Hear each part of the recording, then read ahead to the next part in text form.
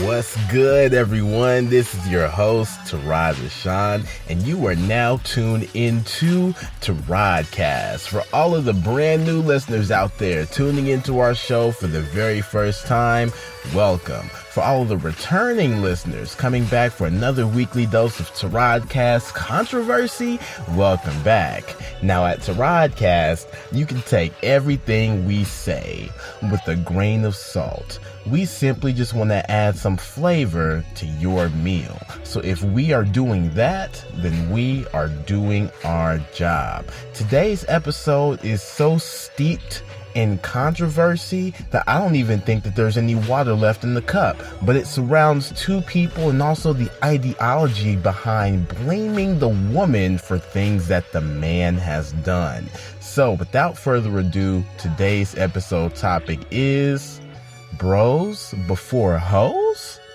This is Taradcast. Let's get it.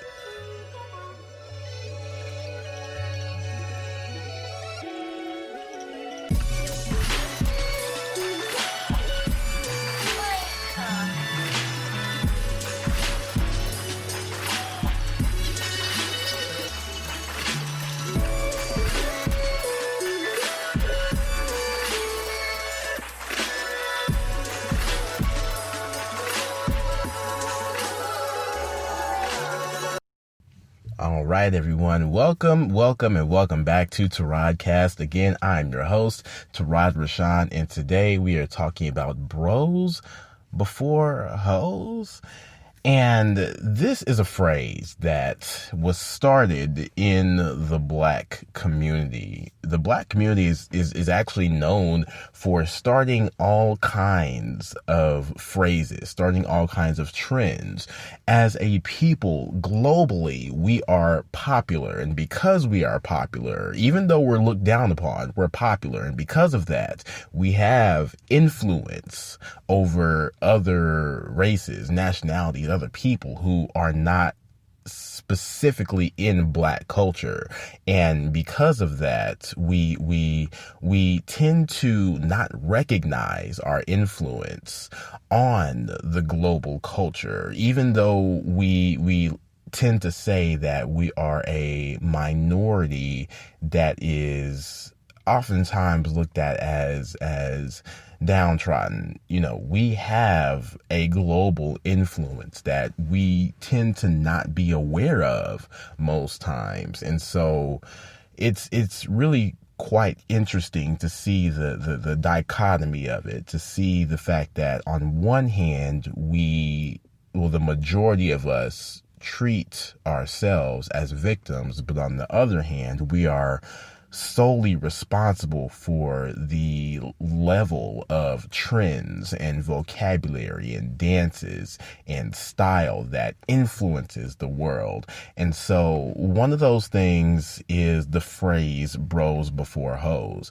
And I think about that phrase. You know what? Before I get into all that, I'm over here starting early. Let's take care of the housekeeping details first, and then we'll get into the conversation because there's a lot to say about this. So if you would like to take our show with you on the go, just know that we are on Apple Podcasts, Google Podcasts, Spotify, Spreaker, Podchaser, Castbox, Podcast Addict, iHeartRadio, Deezer, and YouTube. I forgot a couple last week. I apologize. I did not have notes in front of me because sometimes I do podcast episodes and I kind of like to freestyle them, but I also like to challenge myself a little bit and see if I can remember stuff. And sometimes it works, sometimes it doesn't. But hey, I appreciate y'all for listening anyway. Taradcast is also on Throne. Throne is a free live messaging application that allows us here at Taradcast to exclusively reach our listeners. Make sure to sign up if you'd like to keep the conversations going after the episode. Also, if you're looking for natural oils for ultimate hydration and care for your hair and skin, hit up the Resilient Lotus at www.theresilientlotus.com.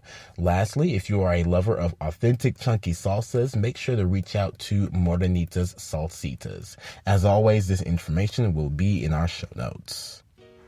All right, so let's talk about this. Let's talk about bros before hoes. Now, one thing that we need to mention here is that even in this phrase, we see the positive correlation to male and male relationships and the negative correlation between male and female relationships, even in the word choice in and of itself. Bro, brother, bruh, that's somebody that you are close with, someone that you have camaraderie with, someone that when you look at them, you see a friendly face, you see an ally, you see someone that you can depend on, you can trust. And in contrast, hoe is of course, derogatory term that is used to describe a woman, and more specifically, a woman that could be looked at as promiscuous, a woman that could be looked at as someone who has had multiple sexual partners, or her value as a whole is diminished because she's had sex with someone that is not you. It's a woman who in our music, isn't loyal and doesn't have any type of restriction or restraint when it comes to her actions. And I remember there was a person in my life who I was talking to. I'd known them for a long time, and I had just started dating my wife. She was my girlfriend at the time. I remember we were talking, and we were having a good conversation, and we were talking about hanging out and things like that. And I remember I was like, I got plans for my girl, and he said, well, bros before hoes, right? And I was like, no. Because the thing is, and this person was not a person of color, and so that actually made it a lot worse, because to hear that coming from someone who was not of color. I mean, it's bad if someone of color says it, and I hate the fact that we are used to it. But when someone who is not of color says it, again, I was talking about the influence that we have over the world just a few minutes ago, and to hear this coming from someone who is not of color, it really just made me stop and think, like, I can't engage in this conversation any further. And the thing is, what happened is we didn't really talk much after that either, because I took that so offensively, because even though he said it in a flippant, joking manner, and that's the thing. He said it in a flippant and joking manner. Of course, he didn't mean it or whatever, or even if I don't know. But when it came to speaking to me, the way that I took it was, I am not going to first regard the woman that I am with as a hoe, even if it is not specifically addressing her in the manner that this phrase does, because I don't see my girlfriend at this time, anywhere fitting in this phrase when it comes to us hanging out. And so to look at this phrase and to hear it being said towards me, I took offense to that, because I am not about to give up my precious quality time with the woman that I love in order to satisfy this potential fleeting moment. And I get it. When it comes to relationships, we're all supposed to have interpersonal relationships with people that we trust. But that phrase put or drove a wedge between us, because the thing is, the word hoe in my community is a word that comes with so much consternation that if society or men in general label a woman to be that word, then it's like a scarlet letter on their life. And some choose to try and hide it, some choose to embrace it, whatever the case is. I hate that we even put our women in a position to where they have to make these decisions about how they are viewed viewed by us when we are the ones who are typically trash. But anyway, that whole word again, when I think about it in my adult brain now, because I was about maybe 23, possibly 23 and a half, 24 when I first heard that from him. And when I think about that, it just really made me realize, in my adult brain now, just how much influence we truly do have over this world and the way that this world thinks and the way that this world chooses to address people. And that is very, very powerful. Even though people don't want to be us, they want to be like us. They want to sound like us. They want to adopt our swagger. And there's so many things that we tend to just forget, in the grand scheme. Unfortunately, Black Americans tend to be some of the most forgetful people on this earth. And I say that because I understand, and it is something that is widely, well, I won't say it's widely known, but we accept it. We accept it like it's something that doesn't need to actually be challenged or doesn't need to be addressed. I don't understand why we don't oftentimes see how the way that we treat our own is how a lot of other people are going to treat our own. We are the examples of how we treat one another. And I remember I was talking with my wife at one point. We were talking about, just our influence over this world in general. And we talked about different things that Black people say that now white guys are saying, and just even thinking about Justin Bieber and one of his more recent songs, that Yummy song, just thinking about the phrase or saying, in the song, girl, you got that yummy, yummy. And one of the colloquialisms that we say as Black Americans is you got that, like specifically using these words to say something specific, like, you got that fat ass, or, I got that, or, whatever, that is something that is typically looked at as Black American. And also, using words for ownership, I don't want to go too far into this particular realm because that's actually going to be for another show. But just thinking about things like that, where we have these types of phrases and things that we say that have been and become so widespread that other people who are not of color will adopt these things, and we think it's funny.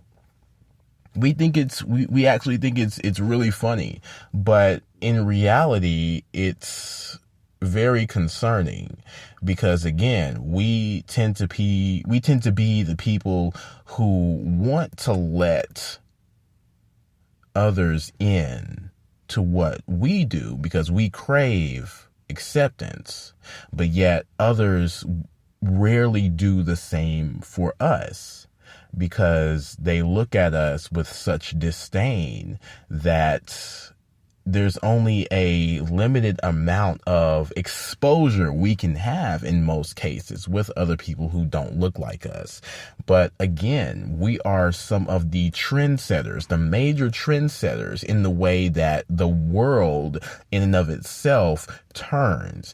And we don't recognize that our influence plays major roles in how people not only see us, but also see our women. And if that doesn't inspire you to be the kind of person that, if you believe in black love of any sense, of any magnitude, if that doesn't inspire you to be the best example that you can be of that, then you are a contributing member in the decline of how black women are seen by other people.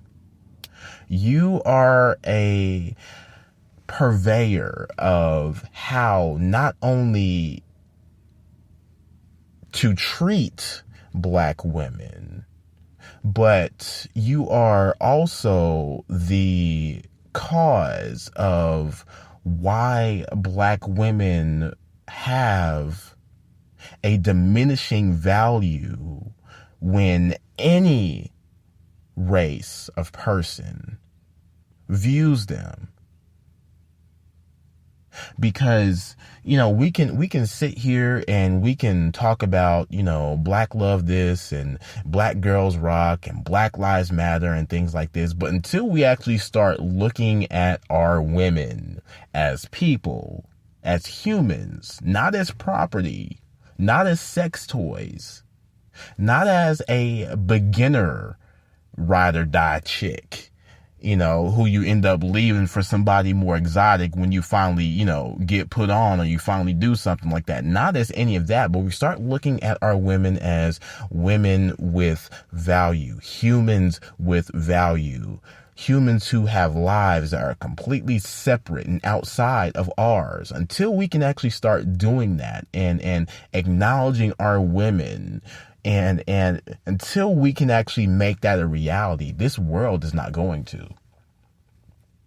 This world is not going to. Simply put, it's not going to. And so, my stomach growling.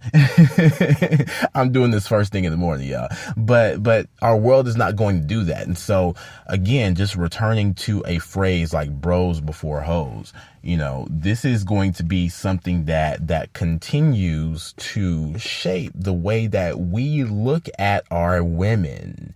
And unfortunately, it's going to shape the way that others look at our women as well, whether they mean it or not, whether they understand the ramifications of this thought process or not, because it's going to now even disintegrate into their fabric of being. And it's going to start, shaping how they look at their people and their women and things like that. And I'm like, come on, come on. I hate that when it comes to Black American culture, the majority of it is negative. There's a lot of magic in us, don't get me wrong, but a lot of it is just so negative. And it deals with the self-deprecation of our own people and the devaluing of our own people. It's sad. It is incredibly sad. And because it's been so normalized, we do it without even thinking. It's crazy. It is crazy. And the fact that we think it's funny, we think it's hilarious, we think it's, God, it's like we don't even understand the impact it's having on our women. And we take this ignorance and we just flaunt it, and we just allow it to just be spewed everywhere, to be said by anyone. And it's just crazy to me. Like, I will never get us. I was not the kind of black boy who had a lot of negative male influences, and I'm very, very thankful for that. But at the same time, I also I cringed whenever I would see, someone basically handling a woman as if they were just property, as if they were there to just be a prop to the boy or the man. Like, I used to just cringe inwardly so hard whenever I would see that. And it's just like, do you not value her? It's like she's looking at you with these dreamy eyes, but you're looking at everyone else because it's not about her. It's not about her. It's about you and your image, the way that other people perceive you because you have this woman on your arm. It has nothing to do with her. It has everything to do with everyone else. And it was just crazy to even see that, like, just coming up, middle school, high school. I'm like, oh my God, y'all just really make me cringe. Because you, sir, care about what everybody else thinks, but she cares about you. And again, I said this last episode, men have only evolved to be emotionally mature up to a certain point where it's all about the physical. We're always talking about in our music how, we got a bad bitch on our arm and she, I can't have her unless she a bad bitch. Well, that is only physical. And when it comes to the woman, she is all about, trying to have that actual connection because she is more deeply rooted and connected in her emotions. And so the thing is, there is a disconnect there. But, if y'all look good, then everybody's like, ooh, but anyway, we're going to go deeper into this. We're going to take our first break. Grab your water, go ahead and drink some of that, and we'll be right back. This is Taradcast.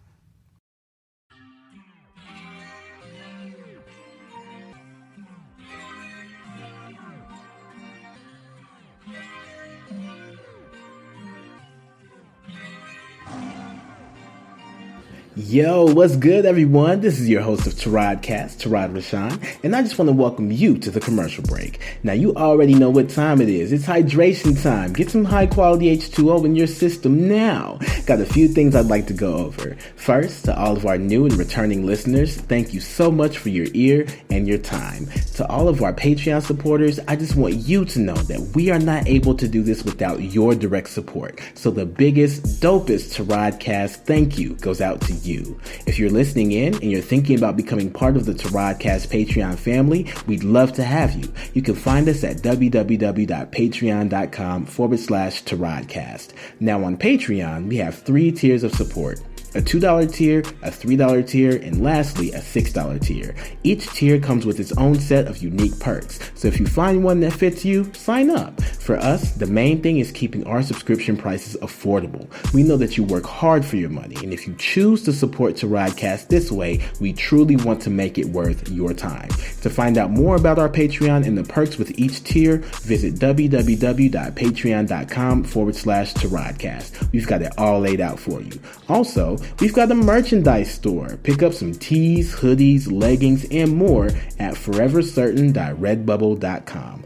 All proceeds go right back into the Taradcast podcast and allow us to keep making high quality content for people just like you. For our listeners out there who would like to support us in a non-monetary way, we'd love that too.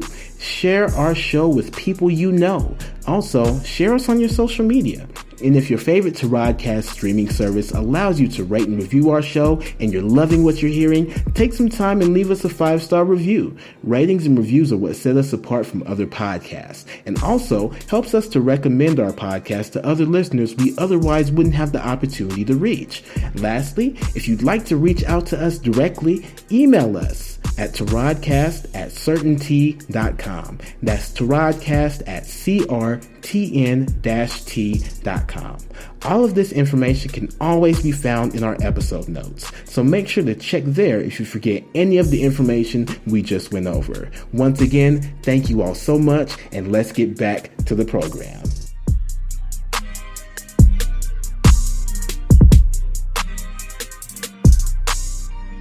All right, y'all. Welcome back to Taradcast. Again, I'm your host, Tarad Rashan, and we are getting right back into the topic. Because, boy, over the commercial break, I was thinking of so many different things, and I hope that we can tackle those things in the remaining time that we have.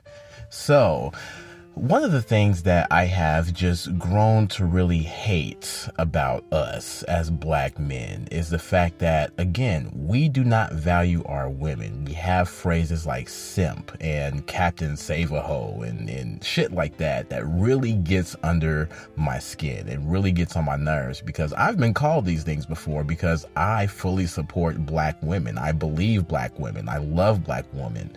The black woman, and I am married to a black woman with a black daughter. Everything, I'm black, y'all. I'm black, y'all. I'm blacker than black because I'm black, y'all. And I don't have to necessarily be a Black Panther or be this militant black man in order to understand that I love black women. It's not something that is a political statement for me. It's not something that I'm doing to get attention. It's not something that is this thing that I just go out to the rooftops and shout out, even though I would, and I probably will. But at the same time, it's just who I am. It's me. It's what I value about myself. And I don't have to just continuously broadcast this because it is who I am. I don't need anybody else to believe me. I don't need anybody else to just see all the things I'm saying or doing when it comes to my wife or my family, because it's for me and it's what I believe. It's who I love. And for me, it's very personal. I don't have to seek validation from anybody else when it comes to my love for black women. And so the thing is, because I am a black man who is unashamed about standing up for black women. And you know what? I hate that I even have to say that, because we should have our women's backs. We should be the first people to believe them if something happens, or to have their back, or to support them, or to uplift them. We as black men should be the first line of defense for our women, but we're not. And that is the part that really pisses me off, because if someone like me, who is an advocate for black women, says something positive about black women or defends black women, I'm often met with men who don't feel those same things, who attack me, or women who believe that the black man is the one who is the greater of the two and sees themselves as lesser. They will attack me as well. And you know what? That's okay. I'm completely fine with that. Believe how you want to believe. I'll believe how I want to believe. That's your truth. This is mine. Truth is relative. But we have phrases like Captain Save-A-Ho, and we have phrases like simp and things like that. And it just shows that when it comes to black men, we tend to have this weird fixation with one another. We have this weird fixation, but yet at the same time, the majority of black men are homophobic. So I don't understand. I really don't understand how the two work, because you will ride and you will cape so hard for another man when it comes to going against a woman. It's mind-boggling. It's mind-boggling. I'm like, dude, just be with that dude. Live in your truth. Live in your truth. Be with that man. Be with those men. Like actually have a deep emotional relationship with those men, because it essentially you are in love with those men, because you don't love black women, and you will use these types of phrases to attack other men who actually are in love with black women and who are in love with women in general, because you don't have the capacity to know what it is like to truly give yourself fully to a woman and to have that given back to you in return. And one of the most recent cases, I know I had a couple of episodes back regarding Cardi B, and she is now in the spotlight again because she's filing for divorce from one of the Migos, Offset, I believe.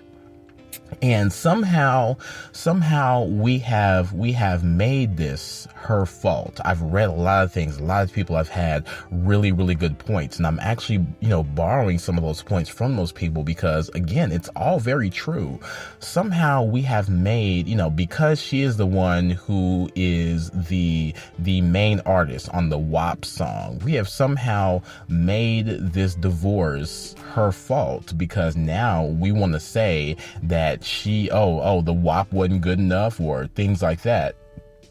Forgetting, and again, I said this before, how quickly we forget. We are some of the most forgetful people ever, but we forget that Offset is the one who stepped out on her in the beginning, and she said that if you do it again, I'm getting a divorce. He's done it again. So now she's filing for divorce, and she's trying to make it as amicable as possible. But at the same time, he is the unfaithful one. He doesn't want her to leave. Again, it's that wayward dick syndrome. And a lot of black men don't understand how to value black women fully, to where when you look at your woman, you see everything that she is. You see her for her inherent value. You see her as a full person with needs. And so the thing is, it's like when you don't see that, when you just look at her as an object, you look at her as a prop, you look at her as a thing, you don't look at her as a human, then you are going to continuously find ways to sabotage that relationship and not even communicate the things that are in your heart because you don't know how. You don't possess the emotional maturity to do so. And so the thing is, it's just crazy because now people are somehow finding a way to protect Offset and blame Cardi B for something that she said that she would do if he did these actions again. And he did, but yet at the same time, black men are caping for Offset. And it's funny because I even think about Sierra and Future. When they were together, Future had 4 other baby mamas before he got with Sierra. And I remember a friend of mine was really, really supporting that. And I'm just like, I don't see this ending well. What makes Sierra any different from any of the women that Future has been with? And the thing is, he ended up doing her the exact same way he did the other 4 women that came before her. He doesn't see women as someone to be valued, someone to be treasured, someone to be upheld and lifted. And it's crazy because, now that Sierra is with Russell Wilson and they're actually trying to have like an actual family unit, people are even attacking Russell Wilson because, they're looking at him as the weaker of the two. And the way that we view masculinity in the black community is just so toxic. It's crazy. And we're making it as if, Sierra's happiness should not be something that's valued because she's actually in a relationship where she can be all of herself and she doesn't have to be relegated to being arm candy. And black men are being mad because Russell Wilson is being a better father, a better parental unit to Sierra and Future's son, and actually wanting to have a unit that works, a family unit that allows them all to be strong and to all be free. We as black men are still caping for the type of man that corresponds with the way that we think masculinity should be. And if masculinity involves anything that looks soft or weak or involves the heart at all, we quickly despise it. We want to dispose of that because masculinity is hard. Masculinity is tough. It's rigid. But that's not always the case. One of my very first podcast episodes was talking about the divine masculinity and the divine femininity, and the fact that in both man and woman we possess both energies within us. And so as a man, if you can tap into your divine femininity, that gives you that ability to connect with a woman on a deeper level. And if a woman possesses a divine masculinity, that also allows her to connect with a man on a deeper level. And these are the things that we really should be focusing on. Because so many of us never truly get to a point where we truly understand one another on those levels that go beyond the surface. And so to see the people now attacking Cardi B and saying that the WAP wasn't good enough, or the WAP couldn't make him stay, or, oh, she wasn't cooking and cleaning, but she still got this ring, and now, they ain't about to be married no more. It's completely ridiculous to hear, because she said, if it happens again, I'm leaving. It happened again, so she's leaving. I actually applaud her for sticking to it and not doing the age-old dance of allowing a man to just do whatever the hell he wants while you stick around at home and take care of the house. And, he could have a whole separate family on the side. You're just at home with the kids that you have with him, and you're just waiting on him to do what he is supposed to be doing for your house. I actually applaud that. I actually applaud her standing up and saying, I'm not about to do this anymore. I gave you one chance already, probably one chance too many, but yet you couldn't even just do the simple task of just staying faithful. And the thing is, again, in this type of situation, I am not going to be the one to cape for Offset. I don't even really care about the Migos in general. But when it comes to the relationships I have with men, if you are someone who is not doing right by your woman, I will definitely call you out on that, because I don't believe in that bros before hoes mentality. I'm not about to keep keep perpetuating this narrative that men have more value than women. We don't. If anything, we would die out if it wasn't for our women. One of the saddest things about who we are is the fact that women are always on the front lines for us. Our women are always on the front lines for us. They are the ones holding us up. But yet we do not do the same for them. We never do the same for them. And if that does not draw an ounce of concern from you, then you really need to take some time to think about that. Because our women are the ones who are ferociously and unashamed in their actions when it comes to defending us and supporting us. But yet we don't see them with that same importance. And it's crazy to think about that. It really is. Like, how is it that we can continue to go about this world living and not understand and recognize the value that our women place in us? And we continuously diminish theirs at the drop of a dime for another man. So I feel like in the deepest part of who I am, a lot of men are actually in love with the men that they want to protect. They want actual emotional connections, deep emotional connections with the men that they protect, and not women at all.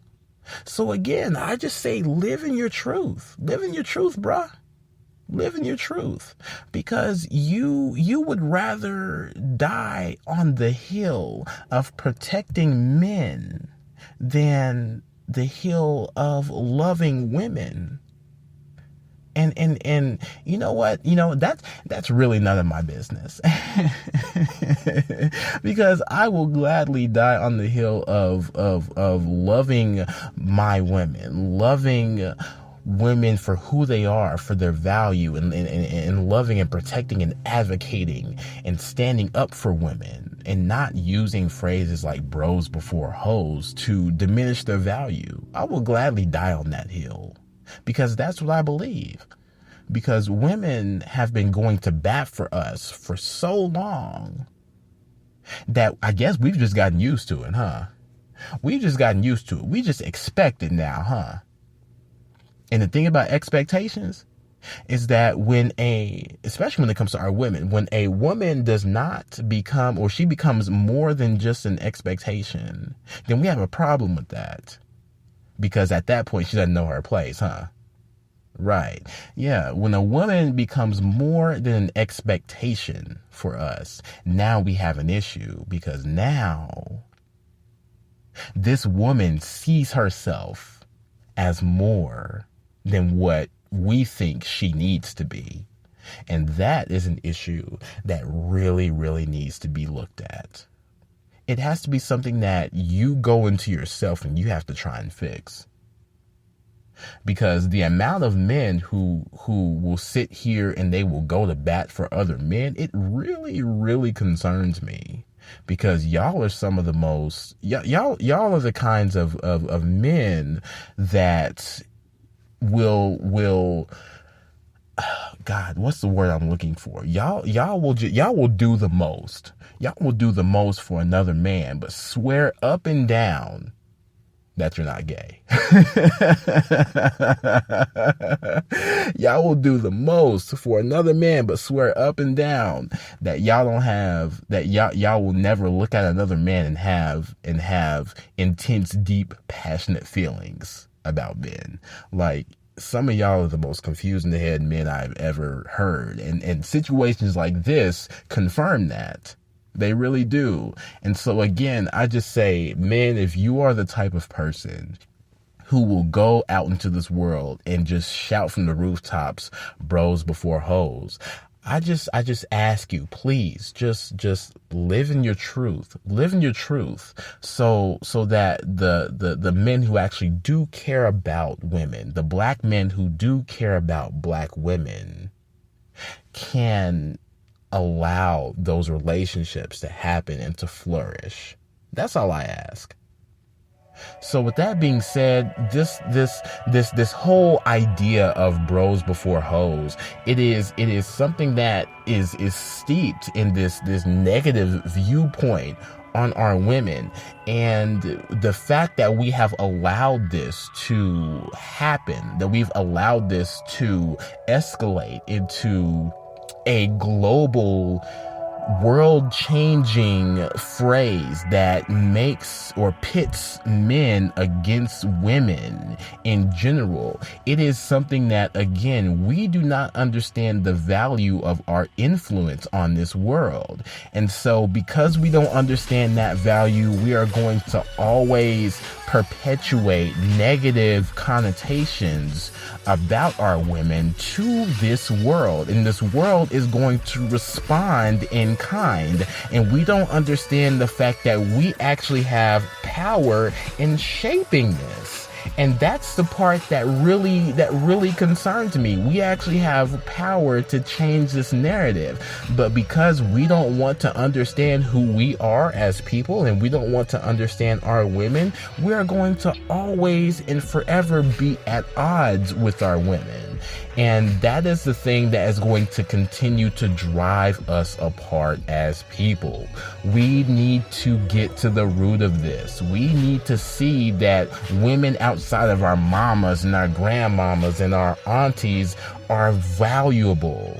We really need to understand that, because we're going to forever keep caping for men. And again, live in your truth. Go be with the man, bruh. Go be with the man. That's all I have to say. That's all I have to say about it. So, y'all, I appreciate y'all listening. I appreciate y'all taking the time just to show me love and to share this and to send all of the positive feedback. Y'all don't know how much that warms my heart. So, I just want to say that I love you, and I appreciate y'all having this conversation with me with an open mind. Y'all know how to find us. Y'all know how to support us. If you want to support us on Patreon, definitely do so. If you want to leave us a 5-star review, I highly encourage that. And I just want to, again, remind y'all to be more introspective and vulnerable with yourself. Know who you are, trust in who you are, believe in who you are, and love who you are. Again, I've been your host, Tarad Rashan. This has been another episode of Taradcast. I thank you for listening, and I leave you with this. Make every effort to find and keep your peace. Till next time.